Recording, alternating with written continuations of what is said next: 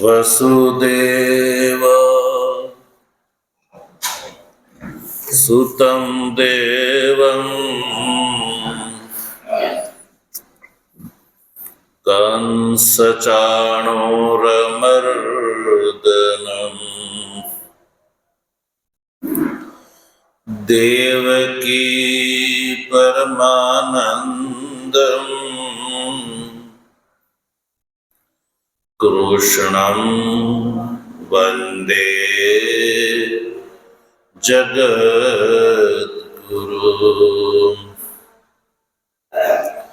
મૂકં કરોતિ વાચાલં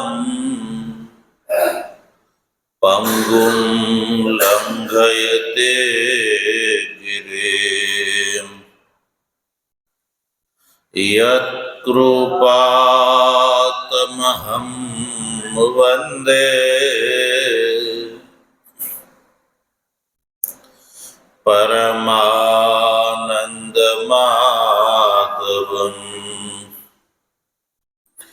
શંકરં શંકરાચાર્યં કેશવં બાદરાયણં.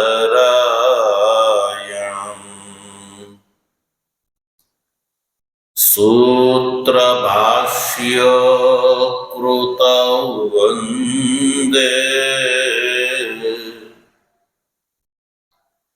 ભગવन्तૌ પુનઃ પુનઃ. ઈશ્વરો ગુરુરાત્મેતિ મૂર્તિભેદ વિભાગિને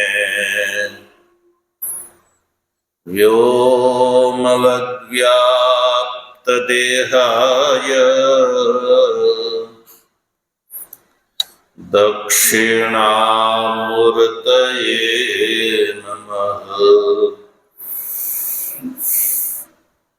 ઓમ શાંતિ શાંતિ શાંતિ. તત્ર જિજ્ઞાસુ સજ્જનો, ભગવત કૃપાથી શ્રીમદ ભગવદ ગીતાના શાંકર ભાષ્ય સહિત વિચાર ક્રમાનુસાર કર્મયોગ નામક તૃતીય અધ્યાયના 30મા શ્લોકનો આપણે ગઈકાલે વિચાર સંપન્ન કર્યો. આ 30મા શ્લોકમાં ભગવાન શ્રી કૃષ્ણ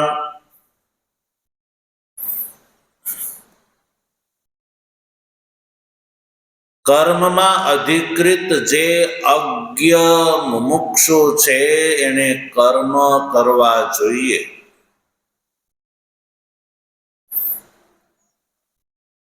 એ બતાવ્યું.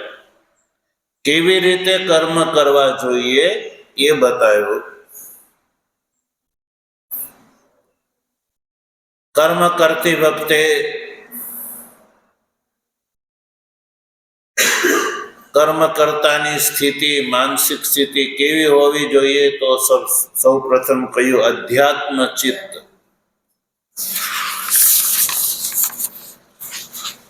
અધ્યાત્મ ચિત્ત એટલે કે વિવેક બુદ્ધિ.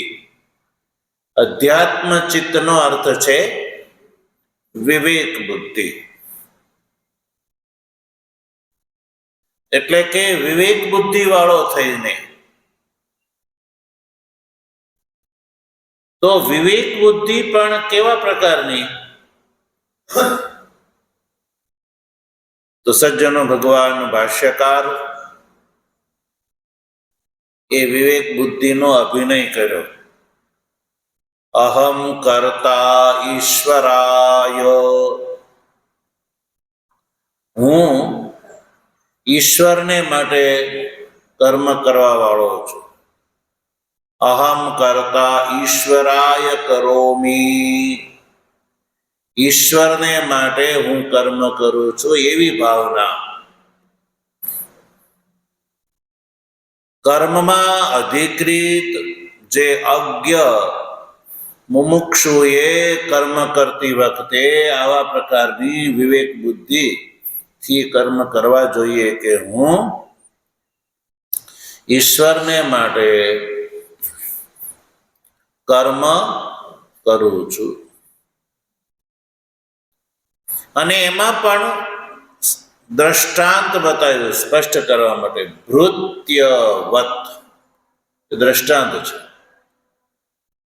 ભૃત્ય જેવી રીતે માલિક માટે કર્મ કરે છે.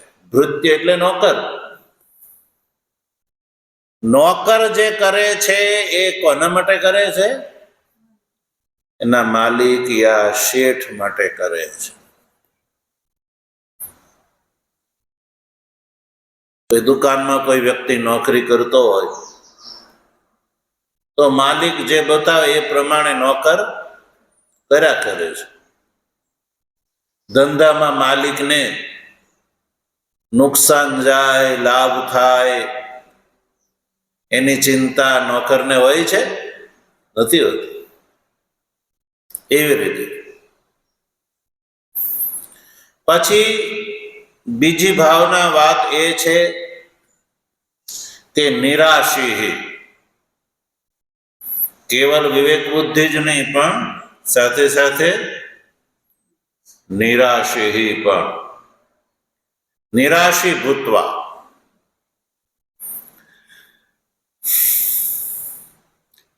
નિરાશીનો અર્થ છે આશાને છોડીને. પછી નિર્મમો ભૂતવા, આ ત્રીજી વાત છે. નિર્મમ એટલે મમ ભાવ, જેનો નીકળી ગયો છે એવા વ્યક્તિને કહેવામાં આવે નિર્મમ.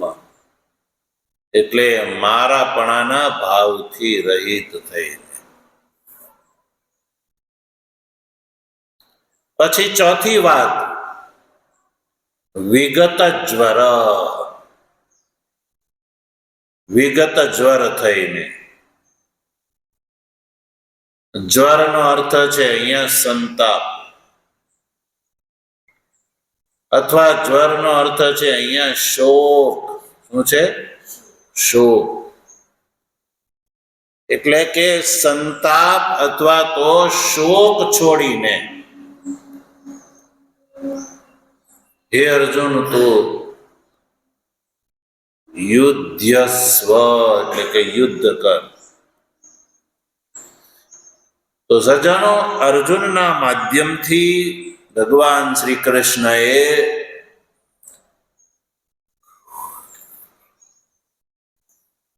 કર્મમાં અધિકૃત જે અજ્ઞ મનુષ્યોએ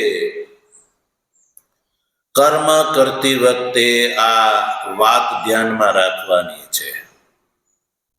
અધ્યાત્મ ચિત્ત વાળો થઈને એટલે કે વિવેક બુદ્ધિથી નિરાશી થઈને, નિર્મમ થઈને અને વિગત જ્વર થઈને જે કર્મ કરે છે તો સજ્જનો એ મુક્ત થઈ જાય છે. શું થઈ જાય છે? મુક્ત થઈ જાય. એટલે ભગવાન કહે છે કે તું આ પ્રમાણે કર્મનું અનુષ્ઠાન કર.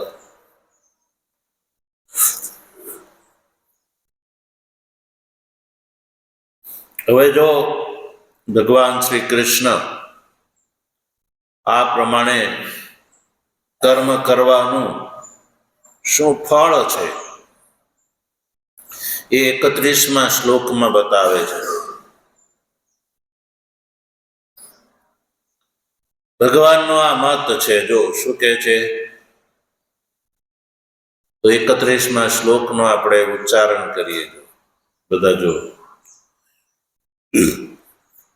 યે મે મતમિદં નિત્ય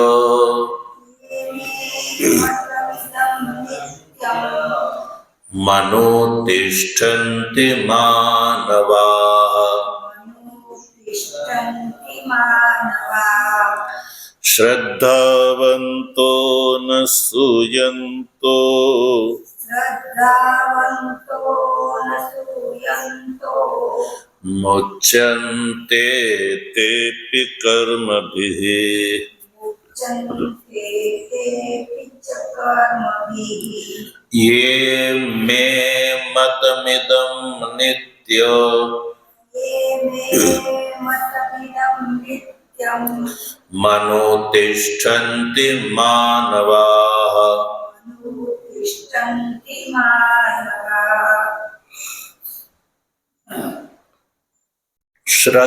શ્રદ્ધાવંતો ન સૂયન્તો श्रद्धावन्तो न सूयन्तो મુચ્યન્તે તેપિ કર્મભિઃ मुच्यन्ते तेऽपि कर्मभिः જો ભાષ્યકાર આ જે શ્લોક છે એના અવતરણમાં શું લખે છે 31મા શ્લોકના અવતરણ જોઈ લે પેલું યદ એતન મમ મતમ કર્મ કર્તવ્યમ ઇતિ સપ્રમાણમ ઉક્તમ તત તથા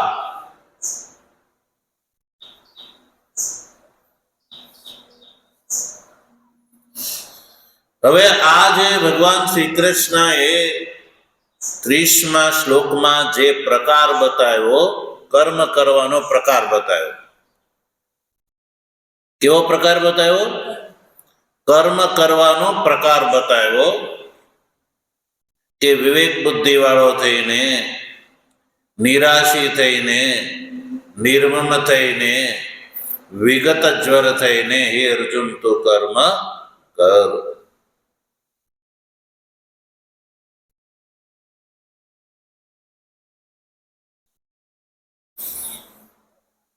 ભાષ્ય ટીકાકાર શું લખે છે પ્રકૃતમ ભગવતો મતમ ઉક્તમ ઉક્ત પ્રકારમ અનુસૃત્ય એવ અનુતિષ્ઠતામ ક્રમ મુક્તિ ફલમ કથયતિ તો ભગવાન શ્રી કૃષ્ણ જે છે એ આ પ્રમાણે કર્મ કરવાનું જે છે ને એ ક્રમ મુક્તિ બતાવે છે કેવું ક્રમ મુક્તિ સજ્જનો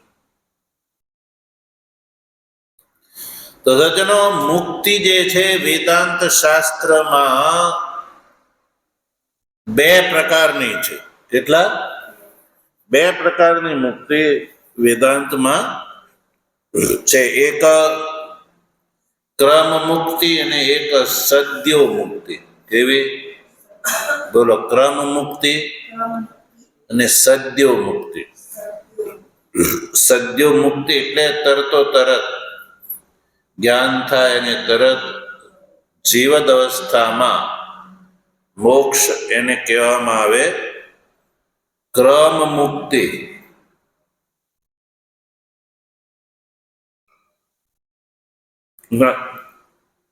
તરતો તરત જે મુક્ત થઈ જાય એને કહેવામાં આવે સદ્યો મુક્તિ જ્ઞાન થાય ને તરત દેહની અંદરથી અહંતા મમતા મમભાવ નીકળી જાય એને કહેવામાં આવે સદ્યો મુક્તિ અને ક્રમથી જે મુક્ત થાય એટલે શરીરનો અધ્યાત્મ પરિચ્છેદ છૂટી જાય અને અધિદેવ પરિચ્છેદની પ્રાપ્તિ થાય હિરણ્ય ગર્ભ ભાવાપન્ન થઈ જાય અને હિરણ્ય ગર્ભ ભાવાપન્ન થઈ અને જે ક્રમથી મુક્ત થાય એને કહેવામાં આવે ક્રમ મુક્તિ ક્રમથી મુક્તિ તો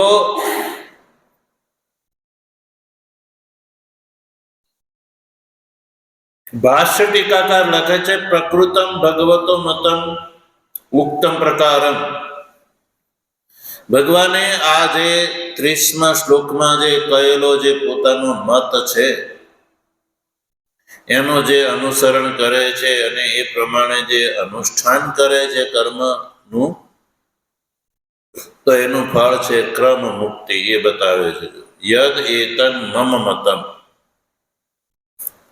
ભગવાન કહે છે આ પ્રકારનો જે મમ મતમ એટલે મારો મત છે. શું છે ભગવાનનો મત? મતનું સ્વરૂપ શું છે? ભગવાન કહે છે યે મે મતમ ઇદમ મતમ. મતનું સ્વરૂપ શું છે? કર્મ કર્તવ્યમ. એ ભગવાનનો મત છે. શું છે? કર્મ કર્તવ્યમ ઇતિ સપ્રમાણમ ઉક્તમ. કર્મ કર્તવ્ય છે એ વાત ભગવાન શ્રી કૃષ્ણએ પ્રમાણ સહિત કહી. પ્રમાણ સહિત કહી. અને ભગવાન શ્રી કૃષ્ણ એ અર્જુનને સ્પષ્ટ કહ્યું કે કર્મ ત્યાજ્ય નથી, પણ કર્મ કર્તવ્ય છે. એ પ્રમાણ સહિત ભગવાન શ્રી કૃષ્ણે અર્જુનને બતાવી દીધું કે કર્મ કર્તવ્ય છે, ત્યાજ્ય નથી. આવો જે એતન મમ મતમ, ભગવાન કહે છે આવો જે મારો મત છે, તથા એ જેવો છે એવો પ્રકારે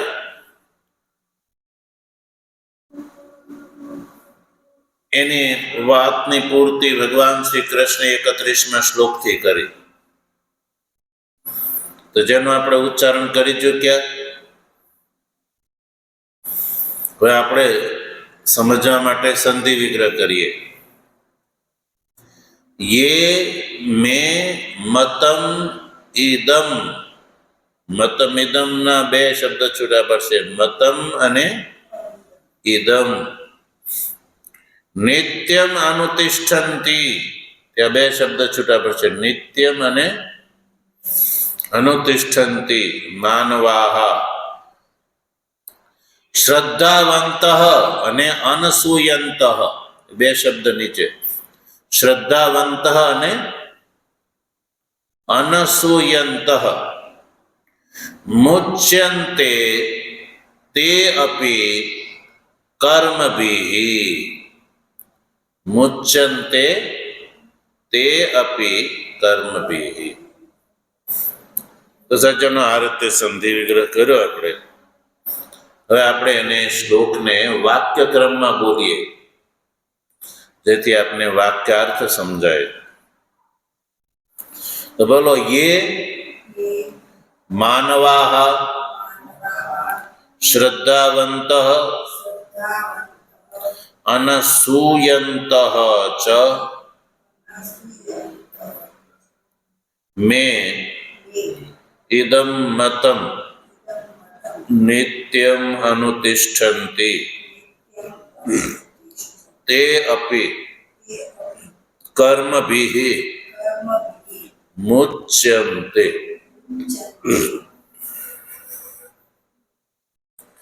કે છે કે હે અર્જુન, જે મનુષ્યો, એ માનવા એટલે જે મનુષ્યો, પછી મનુષ્યો માં પણ જે વિશિષ્ટ લક્ષણથી યુક્ત. કયા લક્ષણ? તો બે લક્ષણ બતાવ્યા, શ્રદ્ધાવંત અને અનસૂયંત. એ બે લક્ષણથી વિશિષ્ટ મનુષ્યો. કયા કયા બે વિશેષણ? શ્રદ્ધાવંત અને અનસૂયંત. શ્લોકના ઉત્તરાર્ધમાં બે વિશેષણ છે ને, શ્રદ્ધાવંત અને અનસૂયંત છે. તો આ બે લક્ષણથી વિશિષ્ટ જે મનુષ્યો છે, એ મનુષ્યને માટે ભગવાન કહે છે કે મે ઇદમ મતમ નિત્યમ અનુતિષ્ઠન્તિ. મે એટલે ઇદમ મતમ, એ જે મેં બતાવ્યો 30મા શ્લોકમાં, જે એવો જે મારો જે મત છે, ભગવાનનો મત શું છે? કર્મ કર્તવ્ય, કર્મ કરવા જોઈએ એવો મારો જે મત છે, એ મત પ્રમાણે જે નિત્ય કર્મનું અનુષ્ઠાન કર્યા કરે છે, તે અપી કર્મભિઃ મુચ્યન્તે, એ પણ કર્મથી મુક્ત થઈ જાય છે. તે અપી અપી શબ્દથી કહે છે જ્ઞાની તો મુક્ત થઈ જ જાય છે. જ્ઞાનીના મોક્ષમાં તો કોઈ સંદેહ જ નથી.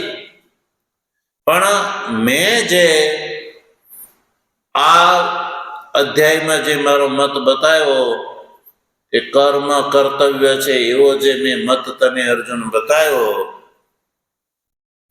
તો એ પ્રમાણે શ્રદ્ધાવાન અને અનસૂય થઈને જે કર્મનું અનુષ્ઠાન કરે છે એ પણ મુક્ત થઈ જાય છે. સજ્જનો, કર્માનુષ્ઠાનથી ચિત્ત શુદ્ધિ અને ચિત્ત શુદ્ધિથી જ્ઞાન પ્રાપ્તિ દ્વારા ક્રમથી મુક્તિ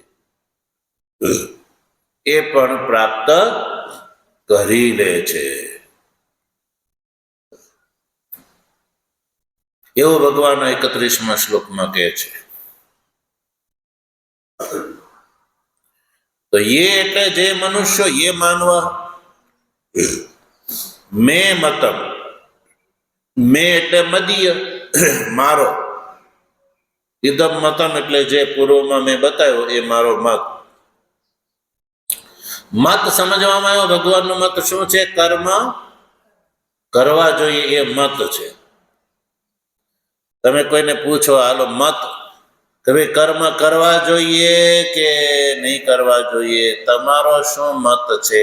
મત એટલે તમારું શું કહેવું છે? તો એનો જે મત એની સમજ પ્રમાણે કહેશે. તો ભગવાને કહ્યું કે અર્જુન એવું કહે છે કે કર્મ છોડવાની વાત કરે છે. અર્જુન શું કરે છે? કર્મ છોડવાની વાત છે. એની અંદર દોષનો ઉદ્ભાવન કરી અને અર્જુન કહે છે કે કર્મ છોડવા જોઈએ. તો ભગવાને પોતાનો મત બતાવ્યો. મત અહીંયા અલગ કઈ ભગવાન કઈ નવો સંપ્રદાયની વાત નથી કરતા, નવા સંપ્રદાય સ્થાપવાની વાત નથી કરતા કે આ મારો મત છે.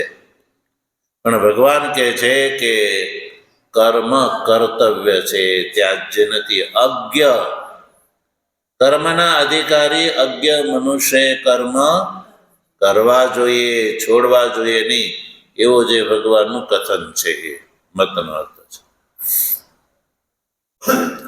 અને એ પ્રમાણે જે નિત્ય મનુતિષ્ઠંતિ, નિત્ય જે કર્મનું અનુવર્તન, મારા મતનું અનુવર્તન કરે છે, એટલે કે હું કહું છું કે કર્મ કરવા જોઈએ એ પ્રમાણે જે કર્મ કરે છે,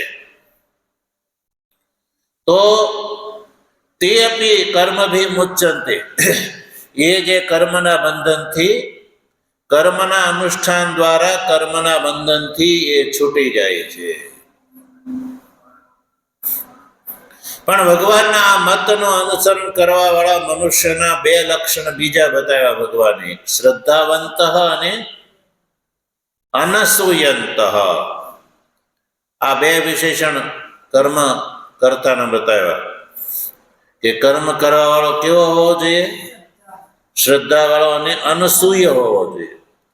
શ્રદ્ધા વાળો થઈને, અનસૂય થઈને ભગવાનના મતનું જે અનુષ્ઠાન કરે છે, ભગવાનના કયા પ્રમાણે જે કર્મ કરે જાય છે, એટલે કે ભગવાને કીધું છે કે કર્મ કરવા જોઈએ એ માનીને જે કર્મ કરે જાય છે, તો એ પણ મુક્ત થઈ જાય છે. કર્મના બંધનથી એ છૂટી જાય છે.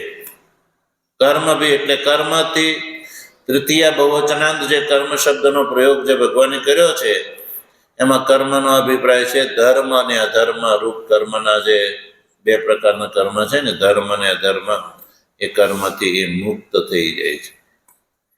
વૈદિક કર્મના અનુષ્ઠાન દ્વારા ધર્માધર્મ રૂપ કર્મના બંધનથી એ મુક્ત થઈ જાય છે. તો બે વિશેષણ ભગવાને બતાવે, એક તો શ્રદ્ધાવંત અને અનસૂયંત. શ્રદ્ધાવંત નો અર્થ કરો શ્રદ્ધાના, શ્રદ્ધા વાળો થઈને. કેવો થઈને? શ્રદ્ધા વાળો થઈને. પછી કહ્યું કે અનસૂયંત, અનસૂય થઈને. અનસૂય, અનસૂય એટલે અસૂયા થી રહિત થઈને, અસૂયાથી રહિત થઈ. તો ભાઈ આ અસૂયા એટલે શું હશે? તો અસૂયાનો અર્થ છે દોષ બુદ્ધિ.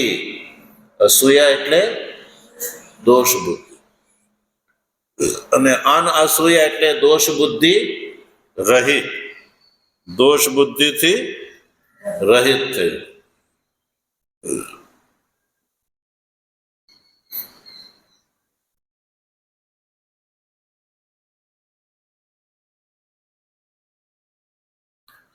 તો આ બે વિશેષણ છે, શ્રદ્ધાવાન થઈને અને અનસૂય થઈને.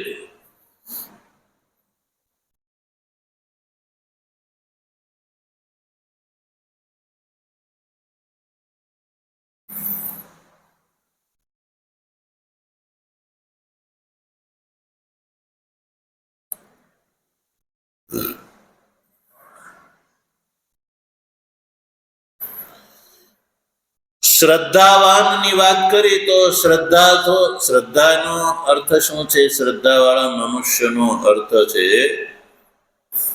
કોને શ્રદ્ધા કહેવામાં આવે, શ્રદ્ધા કેવી હોવી જોઈએ એ પણ સમજવું જરૂરી છે. કોને શ્રદ્ધા કહેવામાં આવે છે? તો ભાષ્ય ટીકાકાર શ્રદ્ધાનત્વ જે છે એ શબ્દનો અર્થ કરે છે. શાસ્ત્ર આચાર્ય ઉપદિષ્ટે અદૃષ્ટ અર્થે વિશ્વાસવત્વમ શ્રદ્ધાનત્વમ. શ્રદ્ધાન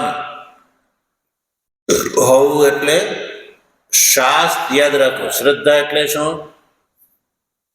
તો શાસ્ત્ર અને આચાર્યના ઉપદેશ, શાસ્ત્ર અને આચાર્ય દ્વારા ઉપદિષ્ટ જે અદૃષ્ટ જે અર્થ છે એ અર્થમાં વિશ્વાસ હોવો, એનું નામ છે શ્રદ્ધા. લોકમાં શ્રદ્ધા શબ્દ બહુ સાંભળવા મળે. તો શ્રદ્ધા શબ્દનો અર્થ ધ્યાન રાખો કે શાસ્ત્ર અને આચાર્ય દ્વારા ઉપદિષ્ટ અદૃષ્ટ જે અર્થ છે એની અંદર વિશ્વાસ હોવો, એનું નામ છે શ્રદ્ધા.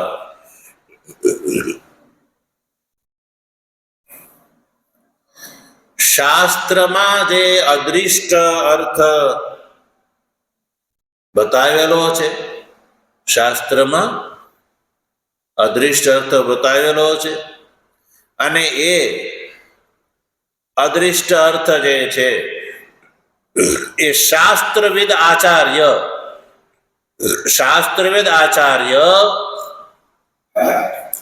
શાસ્ત્રનું અધ્યયન કરીને શાસ્ત્રોક્ત જે અદૃષ્ટ અર્થ જે બતાવે એની અંદર વિશ્વાસ રાખવો, એનું નામ છે શ્રદ્ધા. સજ્જનો સમજાણું? શાસ્ત્ર અનુસાર અર્થ એટલે ઉપદેશ કોણ કરે છે? ગુરુ. એટલે આચાર્યનો ઉપદેશ કેવો હોવો જોઈએ? શાસ્ત્ર અનુસારી. શાસ્ત્રમાં શાસ્ત્રોક્ત જે અદૃષ્ટ અર્થ છે એનો જે આચાર્ય ઉપદેશ કરે છે એની અંદર વિશ્વાસ રાખવો, એનું નામ છે શ્રદ્ધા. અદૃષ્ટ એટલે કે પ્રત્યક્ષાદી પ્રમાણો દ્વારા જે ન સમજી શકાય અથવા પ્રત્યક્ષાદી પ્રમાણોનો જે વિષય નથી એવા અર્થને શાસ્ત્ર બતાવે છે.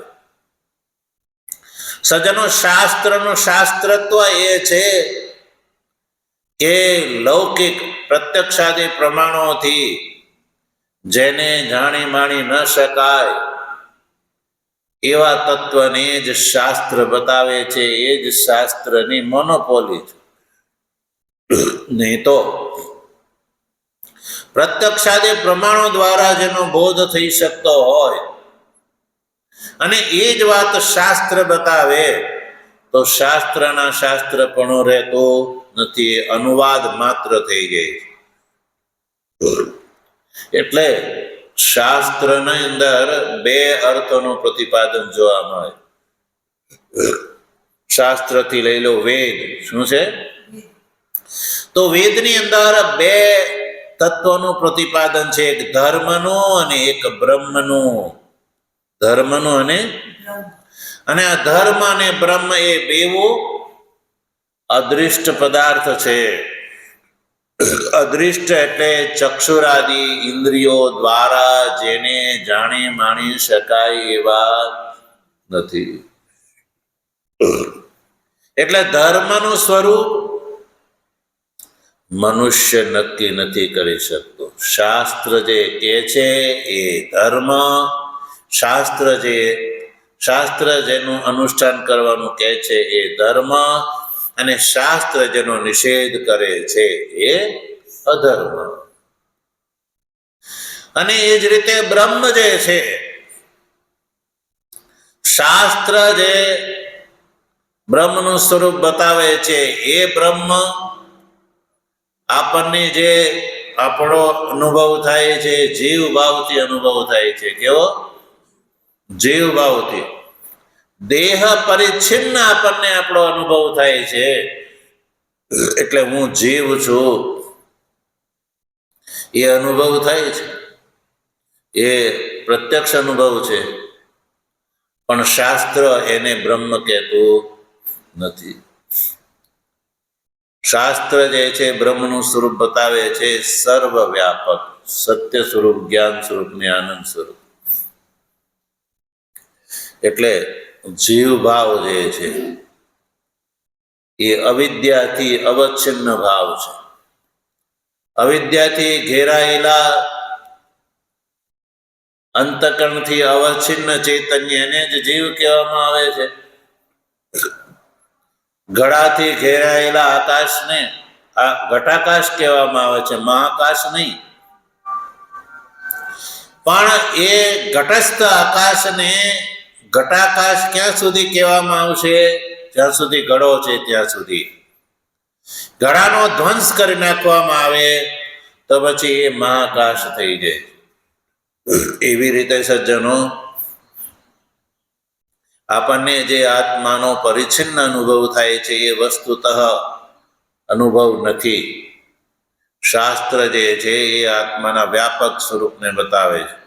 એટલે આપણું સ્વરૂપ જે છે એ વ્યાપક છે, અને વ્યાપક સ્વરૂપ છે એ શાસ્ત્રથી જ અનુભવાય છે, અન્ય કોઈ પણ પ્રકારથી નહીં.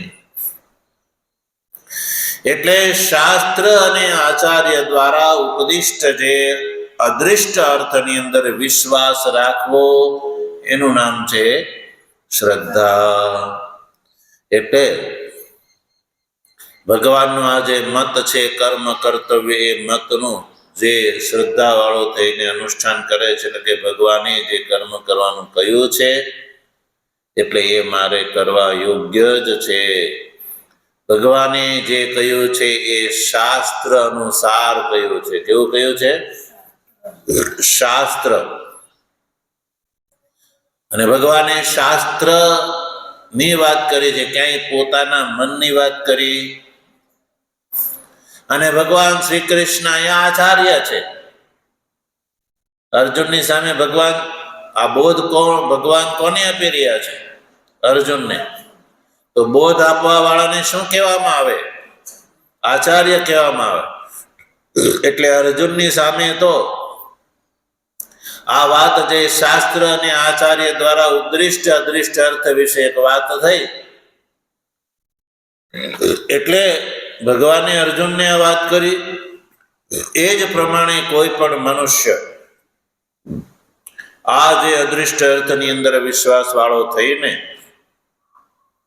જે કર્મ અનુષ્ઠાન કરે છે તો એ પણ મુક્ત થઈ જાય છે ચિત્ત શુદ્ધિ દ્વારા જ્ઞાન પ્રાપ્તિથી મુક્ત થઈ જાય છે. એટલે કર્મથી સાક્ષાત મુક્તિ એવું ભગવાન નથી કહેતા અહીંયા, પણ કર્મથી ચિત્ત શુદ્ધિ, ત્યારબાદ જ્ઞાન પ્રાપ્તિ. અચ્છા, કેવલ વિશ્વાસ હોવો એટલું જ? તો કે નહીં, અનસૂય પણ. અનસૂયંત એટલે અસૂયા ભાવથી રહિત થઈને, અસૂયા ભાવથી રહિત થઈને ભગવાનના આ કથનની અંદર વિશ્વાસ શ્રદ્ધા રાખી અને અનસૂય ભાવથી જે કર્માનુષ્ઠાન કરે છે એ પણ મુક્ત થઈ જાય છે. તો અનસૂયા શું છે? અસૂયાનો ભાવ અનસૂયા, અસૂયાનો અભાવ. તો અસૂયા શું છે એ પહેલા જોઈ લઈએ તો તમને અનસૂયા જ ખબર પડી જશે. જો અસૂયા કોને કહેવામાં આવે, ભાષ્ય ટીકાકાર બતાવે છે, ગુણેશુ દોષાવિષ્કરણમ. ગુણોની અંદર દોષનું આવિષ્કરણ કરવું એનું નામ છે સજ્જનો અસૂયા. કોઈ વ્યક્તિ ગુણવાન હોવા છતાં એને ભલો બુરો કેવો, ખોટો કેવો, તો એ શું કહેવાય? અસૂયા કહેવાનું.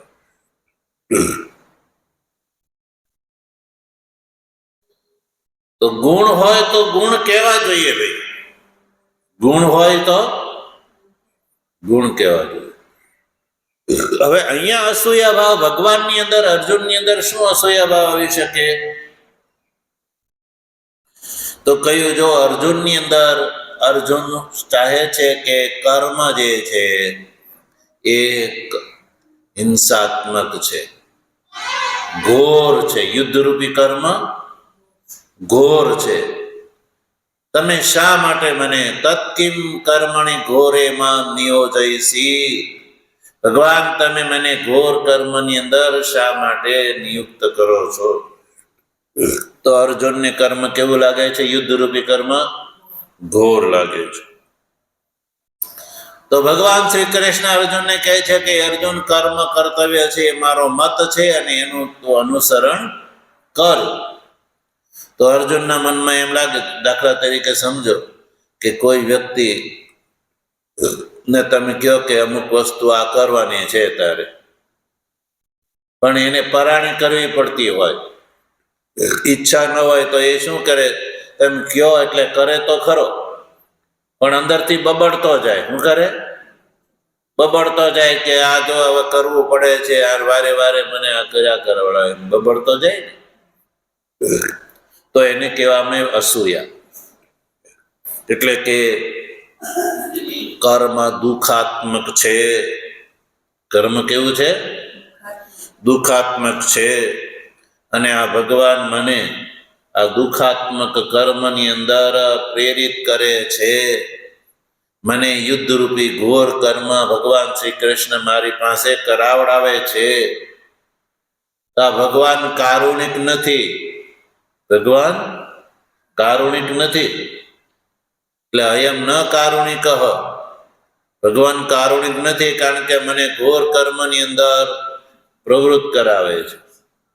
આવો ભાવ જે મનમાં આવે એને કહેવામાં આવે અસૂયા.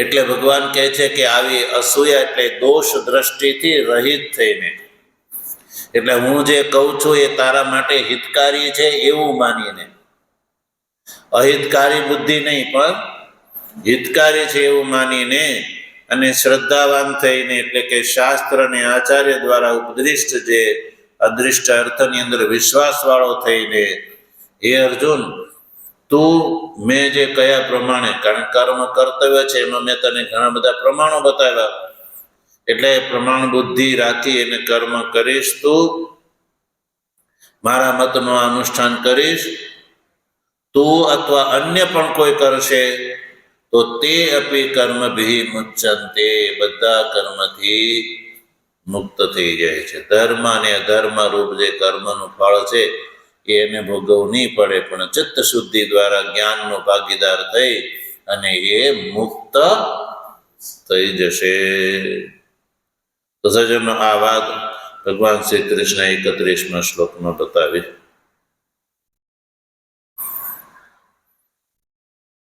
ભાષ્યકાર જો અનસૂય શબ્દનો અર્થ શું કરે છે? અસૂયામ ચ મયી પરમ ગુરૌ વાસુદેવે અકુર્વંતઃ. અસૂયા મયી એટલે મારી અંદર, જે હું પરમ ગુરુ છું. કેવો છું? પરમ ગુરુ એવા મારી અંદર. વાસુદેવ એટલે મારી અંદર અસૂયા અકુર્વંત કર્યા વગર. ભગવાન કહે છે કે હું પરમ ગુરુ છું. કેવો છું? પરમ ગુરુ. પરમ ગુરુ કહેવામાં કોને કહેવામાં આવે? ગુરુના ગુરુને પરમ ગુરુ કહેવાય. કોને? ગુરુના ગુરુને પરમ ગુરુ કહેવામાં આવે. તો ભગવાન બધાના ગુરુ છે, બધાનું કારણ છે, એટલે ભગવાન ગુરુના પણ ગુરુ છે. એટલે મારી અંદર દોષ દ્રષ્ટિ કર્યા વગર તું કર્મનું અનુષ્ઠાન કરીશ તો તું કર્મથી મુક્ત થઈ જઈશ. કર્મથી એટલે ધર્મ અધર્મ આખે. જો ભાષ્યકાર અર્થ કર્યો, ધર્મ ને અધર્મ રૂપિયા બે પ્રકારના કર્મથી તું મુક્ત થઈ જઈશ.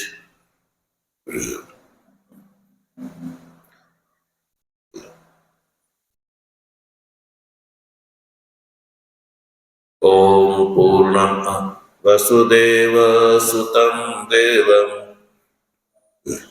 કંસચાણૂરમર્દનમ દેવકી પરમાનંદમ કૃષ્ણં વંદે જગદ્ગુરુ.